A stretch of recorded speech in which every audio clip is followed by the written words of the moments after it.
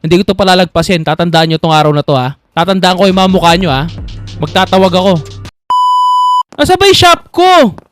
Ito pala, nandito lang. Sorry.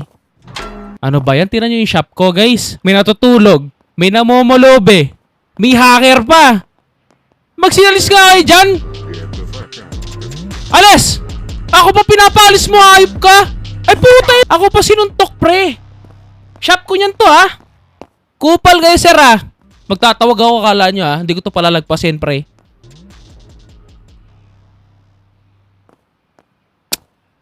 Topi ka nga dyan. Nag-usap kami, oh.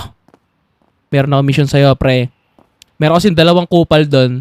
Ayaw umalis doon sa shop ko. Ginawang tulugan yung shop ko. Gabayad naman ako sa'yo, pre. Babayaran kita. May tiwala ako sa'yo, pre. Laki ng katawan mo, eh. Laki ng katawan mo, oh.